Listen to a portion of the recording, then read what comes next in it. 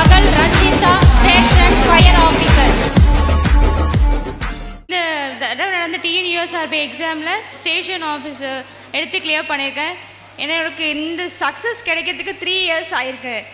இப்போ நம்ம year period calculate பண்ணி நம்ம படிக்கவே வரக்கூடாது. கண்டினியூஸ் ஃபெயிலியர்ஸ் 3 வருஷம்னா எத்தனை எக்ஸாம் ஃபெயில் பண்ணியிருப்பேன். யூஎஸ்ஆர்பி எக்ஸாம் மட்டும் என்னோடய ஃபோக்கஸ் கிடையாது. நான் டிஎன்பிசி படிக்க தான் உள்ளே வந்தேன்.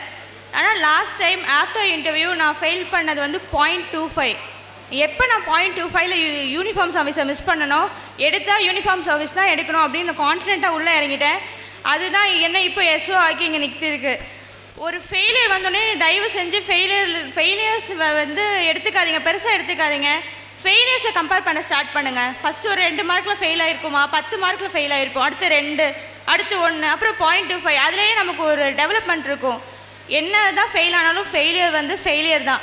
நம்ம வந்து நாளைக்கு ஒருத்தவங்க கைட் பண்ணணும்னா நம்ம ஃபெயிலாக இருக்கும்போது யாரையும் கைட் பண்ண முடியாது. நான் என் தம்பியோ தங்கச்சியோ நீ காம்படிட்டிவ் எக்ஸாமுக்கு படி அப்படின்னு சொல்ல முடியாது.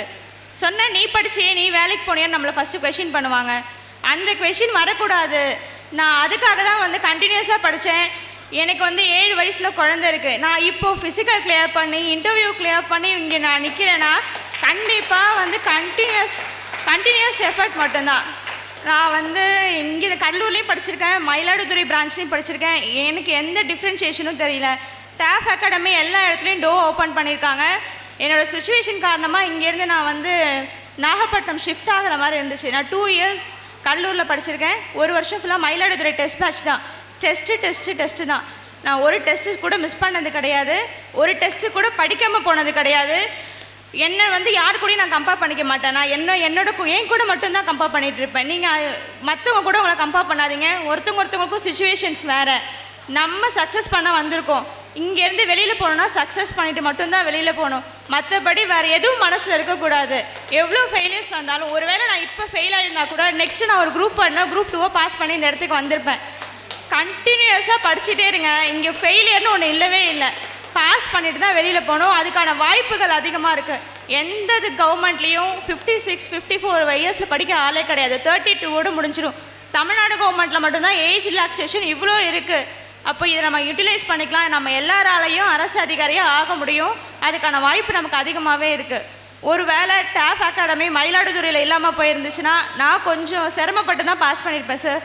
இவ்வளோ பிரான்ச்சஸ் ஓப்பன் பண்ணதுக்கு வந்து என்ன மாதிரி ஆளுக்கு ரொம்ப ஹெல்ப்ஃபுல்லாக இருந்துச்சு. ரொம்ப தேங்க்ஸு.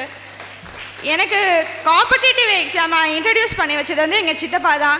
அவங்க ஒரு குரூப் 1 ஆஃபீஸர். எனக்கு அப்பா கிடையாது, அம்மா மட்டும்தான். 30 இயர்ஸ்லேருந்து சிங்கிள் மதர் தான். அவங்க என்னை படிக்க வச்சு இங்கே வந்து நிறுத்தியிருக்காங்க. என் தம்பியும் படிக்க வச்சு அவனும் வந்து கவர்மெண்ட் எக்ஸாம் பாஸ் பண்ணி வேலையில் இருக்கான். இப்போ எங்கள் சித்தப்பா ஸ்ட்ராங்காக இல்லைனா எங்கள் ஃபேமிலியே வீணாக போயிருந்துருக்கும். எங்களுக்கு காம்படிட்டிவ் எக்ஸாமை இன்ட்ரடியூஸ் பண்ணி வச்சது, கம்ப்ளீட்டாக சப்போர்ட் பண்ணது ஃபுல்லாக எங்கள் சித்தப்பா மட்டும்தான். எங்கள் சித்தப்பாவுக்கு நான் ரொம்ப தேங்க் பண்ணணுன்னு ஆசைப்பட்றேன். அவங்க மேலே எனக்கு ஒரு அன்கண்டிஷ்னல் லவ் இருக்குது. அது கடைசி வரைக்கும் இருக்கும்.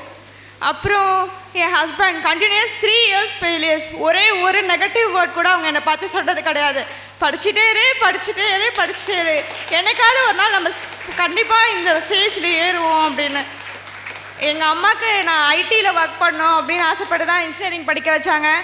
ஆனால் எனக்கு கவர்மெண்ட் சர்வீஸ் மேலே தான் ஆசை. நான் விளையாட்டுக்கு சொல்லுவேன், நான் 4000 ரூபா சம்பளத்துக்குலாம் வேலைக்கு போக மாட்டேன், வாங்கினா 40,000 தான் வாங்குவேன்னு. நான் சொன்னது எனக்கு நிஜமாயிடுச்சு. நம்ம பெருசாகவே ஆசைப்படுவோம். இதை விட பெருசாக எனக்கு இன்னும் கனவு காணணும்னு ஆசை அதிகமாக இருக்குது. படிக்கிறதுக்கு இவ்வளோ வாய்ப்பு அமைச்சு கொடுத்த டாஃப் அகாடமிக்கு ரொம்ப நன்றி. நான் டெஸ்ட் பேட்ச் வந்து நிறைய பிரான்ச்சஸ் இருக்கிறதுனால நமக்கு ஓவரால் ரேங்க் வந்து ஃபுல்லாக தமிழ்நாடு லெவலில் போடுவாங்க. அதை வச்சு நல்லா ஈஸியாக கன்சிடர் பண்ணிக்க முடியும் நம்ம எந்த ஸ்டேஜில் இருக்கோம், எவ்வளோ பேர் நம்மளோட ரியல் காம்படிஷன்.